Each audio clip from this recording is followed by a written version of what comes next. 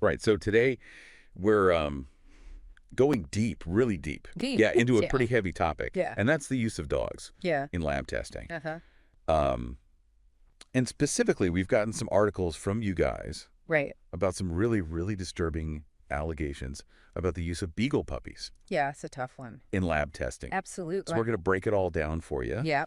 And kind of help make sense of what's at stake here. Yeah, so we'll be looking at this case, focusing on the beagles, of course, but also how it connects to the wider issue of animal testing in the U.S. in general. Right. And we're going to really dive into, the information you sent us. Yeah. And all the ethical considerations that come with it. So one of the articles really details these accusations of just absolute cruel experiments. Yeah. And they were funded by the U.S. government. Right. And it even mentioned Dr. Fauci. Yeah. And the National Institute of Allergy and Infectious Diseases. So, I mean, it's a lot to unpack. Yeah. Where do we even begin? What are the core details of these allegations? So essentially, these allegations are all centered around these experiments where beagle puppies were allegedly subjected to just some horrific procedures. Right. And the big ones that stand out are claims that researchers were surgically removing the puppy's vocal cords. Oh, wow. And then intentionally exposing them to these parasite-carrying sandflies. Sandflies. I mean, this isn't something that you hear about every day. Yeah. So what are these creatures and what makes them relevant to this research? So sandflies, they're actually tiny insects. Okay. Kind of like mosquitoes. Gotcha. But certain species of sandflies, they carry this parasite that causes a disease called leishmaniasis. Okay. And that can actually be fatal to both dogs and humans. Oh, wow.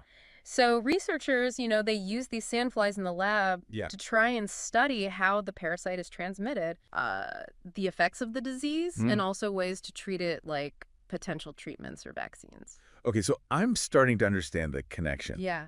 But just the details of this experiment are incredibly disturbing. It's rough. What has the reaction been to these accusations? Well, unsurprisingly, I mean, it's sparked a lot of outrage. Yeah. Lawmakers like Representatives Nancy Mace and Ted Lieu have come out very publicly and denounced these experiments. Right. And they've demanded more transparency from Dr. Fauci and from the National Institutes of Health. Okay. There's also this conservative group, White Coat Waste, that's been extremely vocal. Right. They advocate for stricter oversight of animal testing in general, and they've been really pushing this case. It sounds like this case has really touched a nerve. It has. And understandably so. Yeah. But it also kind of makes you think, Yeah. how common is this kind of testing on dogs in the U.S.? That's the real question, right? Yeah. I mean, unfortunately, this isn't an isolated incident. Right.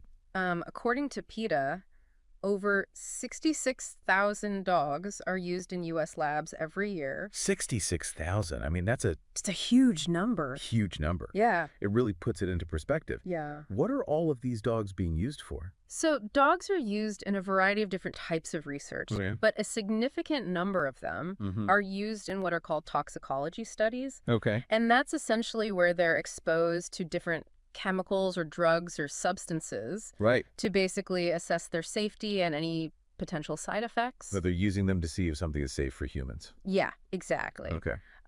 They might be forced to ingest substances or inhale them or have them injected. Right. And then researchers monitor them for any kind of reaction. Yeah. Which can range from, mild skin irritation to, severe organ damage or even death. I mean, that's tough. Incredibly rough. Yeah.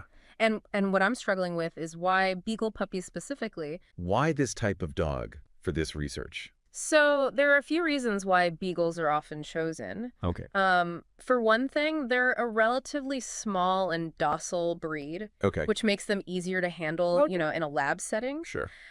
They also have a very gentle temperament, and they're known for being very trusting. Right. Which unfortunately makes them, more vulnerable in these kind of situations. Right.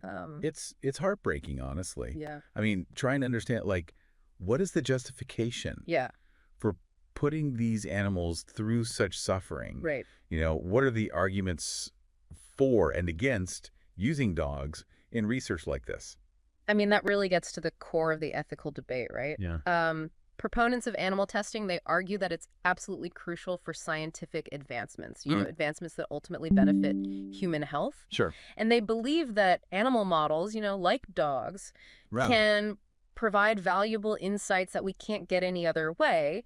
Right. Opponents, on the other hand, they feel very strongly that the suffering inflicted on these animals is just morally unacceptable. Yeah. Especially given all the advancements we've made in alternative testing methods. Yeah, it's a really tough issue. It is. And I feel like the government has a really crucial role to play. Big time. In making sure things are done ethically. Absolutely. So what kind of oversight exists for these experiments? So the National Institutes of Health, which is a government agency, right? They provide a significant amount of funding for animal research. Okay. And they're supposed to oversee these experiments. Now, there are some regulations in place, like the Animal Welfare Act. Okay. But there's a lot of debate over whether that act actually provides enough protection for the animals and how well it's actually enforced. Yeah, it feels like this specific case with the beagle puppies has really shone a light on some serious concerns. About how we use animals in research. Definitely. It's something to think about.